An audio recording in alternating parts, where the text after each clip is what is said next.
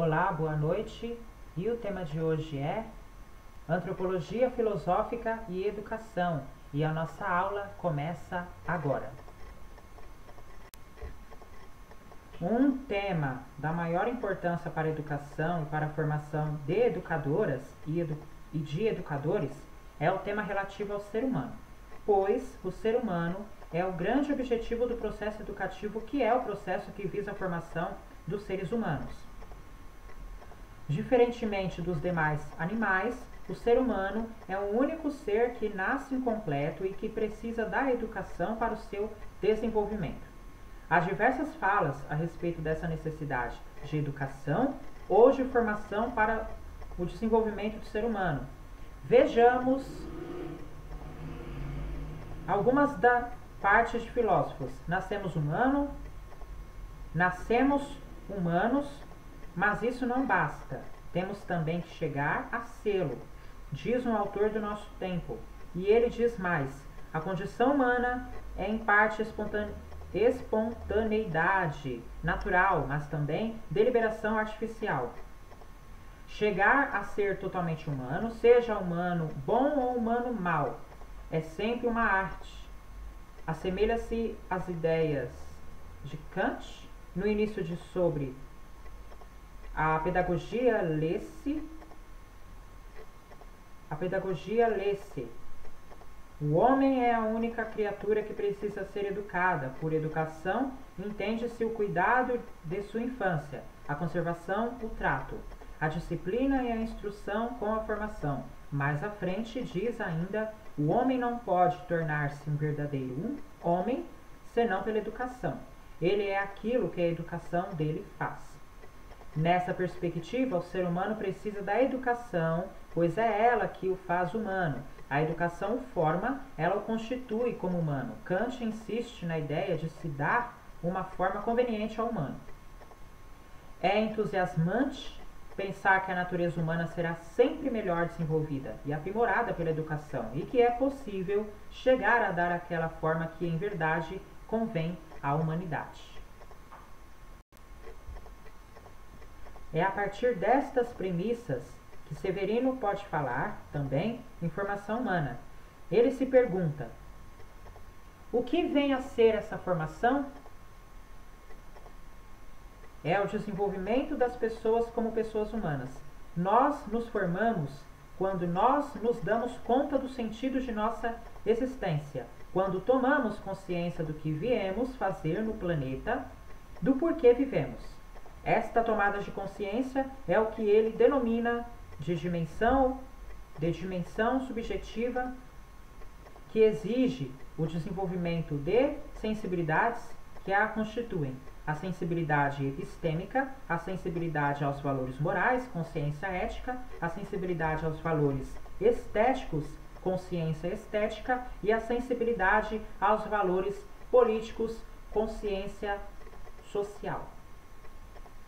Pois o que permite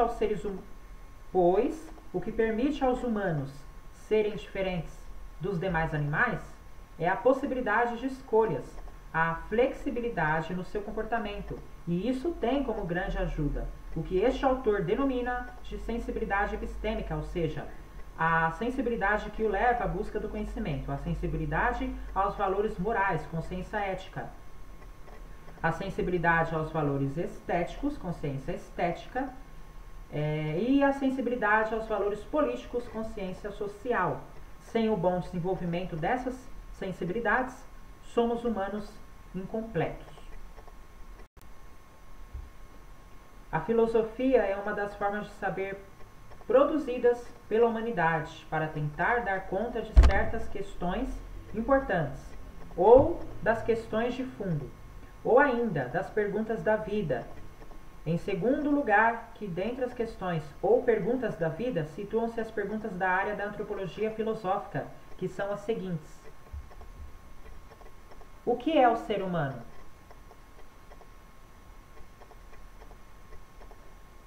Ele é um ser dotado de uma essência ou natureza especial?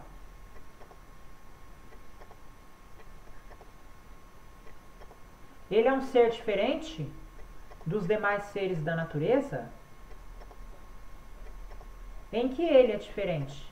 No que ele é diferente? Há algum sentido para a existência humana?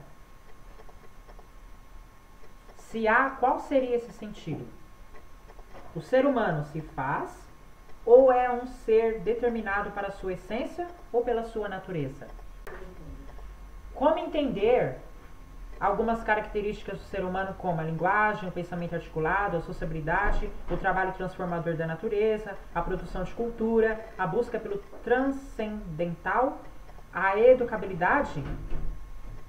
A palavra antropologia deriva de anthropos, do grego, que quer dizer ser humano, englobando aí o ser humano masculino, andros, e o feminino guiné. A antropologia filosófica, ela busca saber do ser do humano. Trata-se da busca por respostas a diversas perguntas como as mencionadas acima. Então, a filosofia da educação, ela busca respostas às perguntas que eu acabei de mencionar. O que é o ser humano? Ele é um ser dotado de uma essência ou natureza especial? Ele é um ser diferente dos demais seres da natureza? Em que ele é diferente? Há algum sentido para a existência humana? Se há, qual seria esse sentido? O ser humano se faz ou é um ser determinado pela sua essência ou pela sua natureza? Como entender algumas características do ser humano, como a linguagem, o pensamento articulado, a sociabilidade, o trabalho transformador da natureza, a produção de cultura, a busca pelo transcendental, a educabilidade? Todas essas perguntas são perguntas que a filosofia da educação interroga, faz, e ela quer respostas, né? Esse é o objetivo da filosofia. O objetivo da filosofia é questionar, interrogar, querer respostas. Tá, pessoal? Vamos refletir? Isso é uma coisa que a filosofia ela quer de nós, que a gente faça uma reflexão. Para uma posição naturalista ou cientificista a respeito do ser humano, ele e todas as suas atividades são determinadas pelas leis da física, da química, da biologia. O ser humano é visto como a mais complexa forma de vida e pode ser entendido pelas mesmas leis que governam todos os outros seres da natureza. Ele é fundamentalmente um ser da natureza. Ser cientificista significa afirmar que tudo pode ser entendido ou explicado somente com os recursos das ciências. Outras formas de conhecimento não são reconhecidas como capazes de produzir explicações e entendimentos confiáveis, inclusive sobre o ser humano. Quem tem esta posição pensa a educação orientada apenas por conhecimentos científicos, porque quem é cientificista só acredita na ciência. Para ele ou para ela, tudo é a ciência, tá? Para a denominada posição essencialista, o ser humano possui uma essência já dada ou uma natureza, que o define com suas características básicas, as quais não se modificam no decorrer do tempo. Elas são apenas desenvolvidas ao longo da existência. Dependendo do grau desse desenvolvimento, cada ser humano é considerado mais perfeito. Uma grande dificuldade própria dessa posição reside na definição das características essenciais do ser humano. Já se vê por aqui que há implicações sérias desta visão para a educação. Ter uma concepção materialista da realidade do ser humano significa afirmar que tudo o que existe é matéria, ou decorrência dela. O ser humano, para essa posição, é um corpo material e, como tal, ele participa da realidade material obedecendo às suas leis.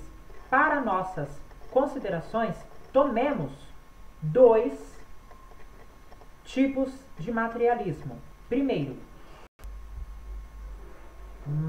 materialismo mecanicista.